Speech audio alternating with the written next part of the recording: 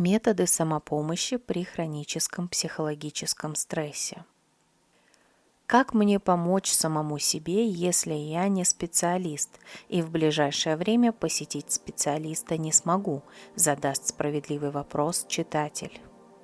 В качестве ответа я постараюсь дать некоторые основные принципы переосмысления ситуации, а также приведу техники для избавления от стресса, которые можно выполнять самостоятельно. Что же делать, если вы, мой уважаемый читатель, оказались в тупике и думаете, что вам никто не может помочь? Это естественно, попадая в тупик, думать, что «мне никто не может помочь». Все потому, что человек судит всех по себе. Другими словами, если я не нашел приемлемого выхода, как чужие люди смогут найти его для меня? Происходит когнитивное искажение. И это нормально. Это понятная позиция, отражающая сразу несколько из самых распространенных заблуждений человека, которые в целом звучат следующим образом. Весь мир выглядит так, как его вижу я. И я ни за что не откажусь от своей картины мира и не приму какую-то другую, потому что это может быть опасно для меня, еще опаснее, чем сейчас. Существующая картина мира хоть и трудна для меня, но понятна. Я центральная фигура этого мира. Если я приму другую его картину, то не найду в ней места для себя. Страдания очищают и возвышают меня над другими людьми. Я добрый и справедливый, а другие злы и несправедливы.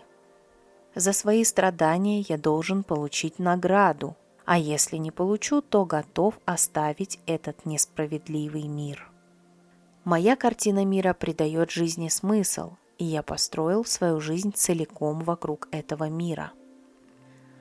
В действительности же большинство человеческих проблем очень сходны между собой.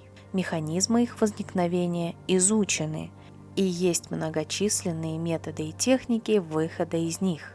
Вопрос состоит лишь в том, готовы ли вы, решитесь ли вы на это и верите ли вы в себя. Я не говорю, что все просто. Это бывает тяжело и болезненно, но сложно и невозможно – это все-таки разные вещи. Реальные изменения в жизни начинаются с допущения того, что, первое, другая картина мира может стать реальной для вас. Второе, она не разрушает вас как личность, а наоборот обогащает. Третье, усвоенные вами с детства жизненные постулаты могут быть неверными в настоящий момент, либо они используются в неподходящем контексте. И четвертое. Вы готовы отказаться от выгоды, которую несет вам позиция жертвы. Как же выйти из тупика? Сначала нужно найти для этого силы, накопить ресурсы. В первую очередь заняться собой и своим телом. Подойдут физические упражнения – бег, плавание, баня, если не запрещает врач, и массаж. Необходимо спать не меньше 8 и не больше 10 часов. Раньше ложиться и раньше вставать. Стараться делать все это спокойно и без чрезмерного насилия по отношению к себе. Обратитесь к терапевту по месту жительства и пройдите обследование щитовидной железы. Сделайте магнитно-резонансную томографию головного мозга, чтобы убедиться, что с ним все в порядке. Сделайте расширенный анализ крови с определением уровня ферритина, чтобы первоначально оценить, в каком физическом состоянии находится ваш организм. Если анализы показали отклонение, у вас есть симптомы, обязательно начинайте лечить свое тело, а уже потом, можно параллельно основному лечению, приступайте к врачеванию своей души. Примите свои эмоции и выразите их. Найдите место, где можно выплакаться, покричать, может быть, побить грушу в спортзале, но без членовредительства себя и других людей. Поймите одну простую истину: мир вам ничего не должен. он такой, какой есть, и лучше не станет. Люди вокруг вас не изменятся по мановению волшебной палочки, и волшебник на голубом вертолете не прилетит, чтобы вас спасти. Но это не повод для разочарования. Вы можете в любой момент убрать из своей жизни все, что угодно. Выйти из деструктивных отношений, уволиться с надоевшей работы, отделиться от родителей. Да, возможно, это будет сложно сделать, но сложно и невозможно – это все-таки разные вещи. Перестаньте без конца ныть и жалеть себя. Ваша жизнь зависит только от вас. Состояние жертвы – это добровольная роль. Позиция мученика – это выбор самого человека. Горевать в случае плохих событий нормально, но не тогда, когда это длится год и больше.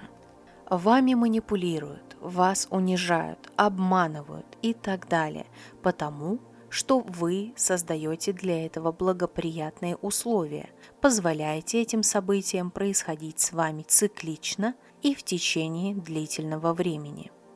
Неприятности происходят со всеми, но каждый извлекает из них урок. Найдите вторичные выгоды и поймите, так ли уж они важны для вас. Страдания как бы возвышают человека и придают его жизни смысл. Поэтому так соблазнительно ничего не делать, а просто страдать и жаловаться. Могут быть и другие, специфические только для вас. Откажитесь от них. Ищите новые конструктивные модели и смыслы. Искать и просить помощи для выхода из ситуации не стыдно. Да, кто-то откажет, но найдутся люди, которые согласятся вам помочь.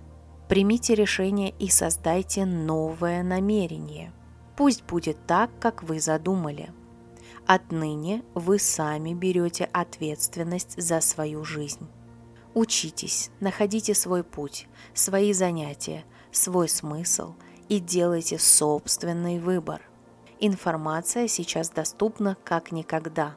Сформируйте новую жизненную стратегию и пошагово воплощайте ее в жизнь, сами или с помощью наставника. Практикуйте медитацию, и вы поймете, что она способна благотворно повлиять практически на все сферы вашей жизни.